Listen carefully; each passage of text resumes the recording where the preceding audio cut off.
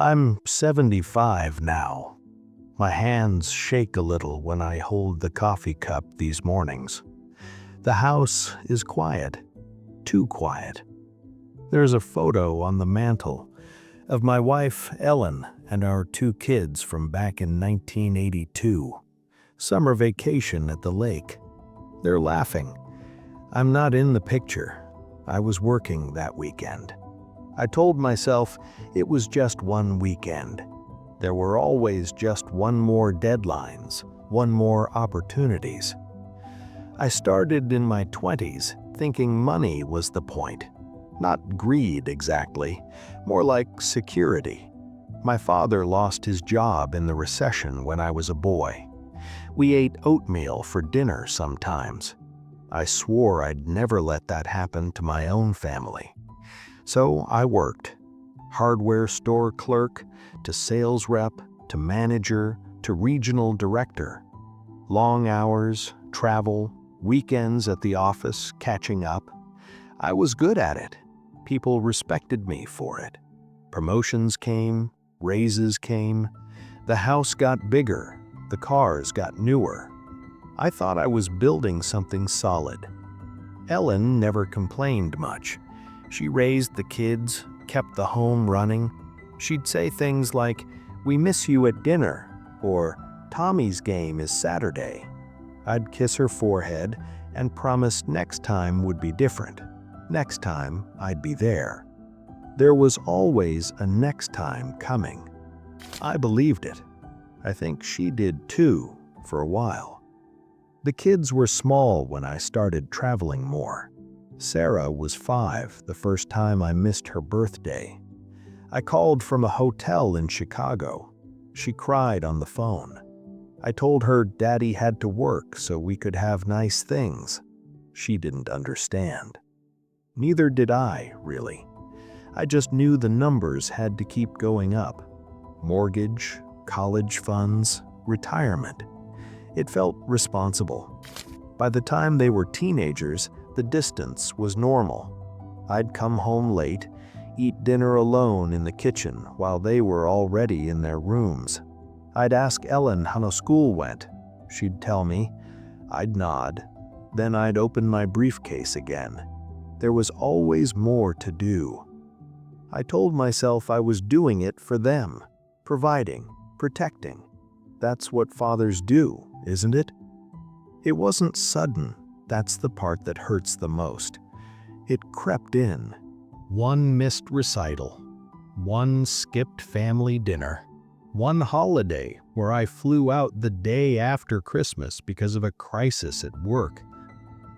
I didn't see how the threads were pulling apart. Ellen stopped asking me to come to things. The kids stopped expecting me. They grew up fine. Straight A's, college, jobs, but they grew up without me in the room most days. I retired at 65. The company gave me a gold watch. People clapped. I came home with nothing to do. The house felt empty, even when everyone was there. Sarah had moved to Seattle for work. Tommy was in Denver. They called on Sundays. Polite conversations. How's the weather? How's your health? I could hear the distance in their voices. Not anger, just absence. Ellen got sick 3 years later. Cancer. Slow at first, then faster. I stopped everything. I was there every day. Hospital rooms, chemo, doctors. I held her hand. I told her I loved her. She smiled sometimes. She said, "It's okay," a lot. I don't think it was okay. Not really. She died on a Tuesday morning in spring. I was holding her hand when she went. The room was quiet, except for the machines beeping down the hall.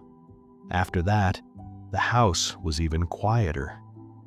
I sit here now and think about all the years I spent chasing the next raise, the next title, the next account. The bank account is comfortable, The investments did what they were supposed to do, but I look at the empty chairs at the table and wonder what the money was for.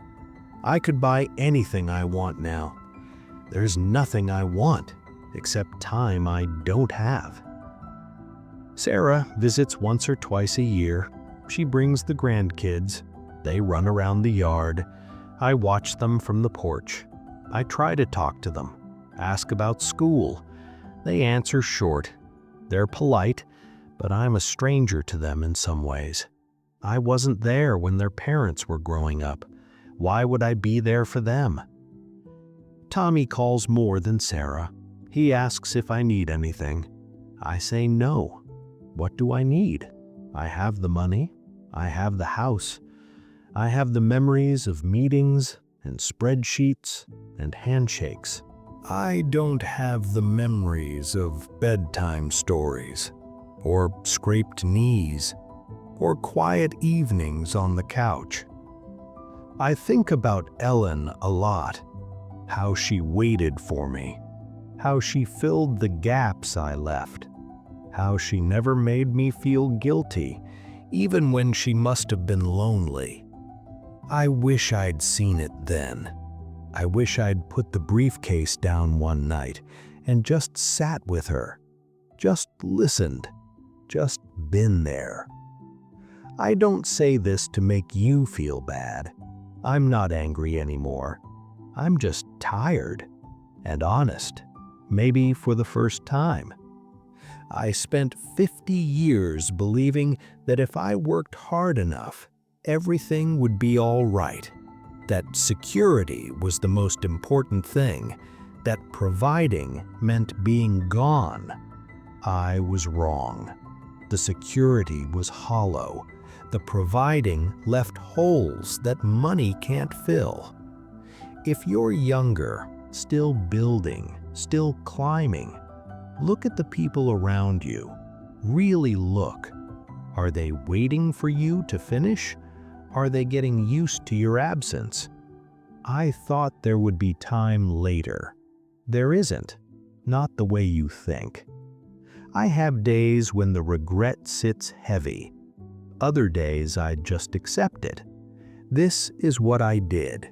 This is what I lost. I can't change it. I can only tell you. If any of this stays with you, maybe sit with your family tonight. Turn off the phone. Listen to them. Be there. Not because I said so, because I didn't. And now I sit here alone with a house full of things and a heart full of quiet.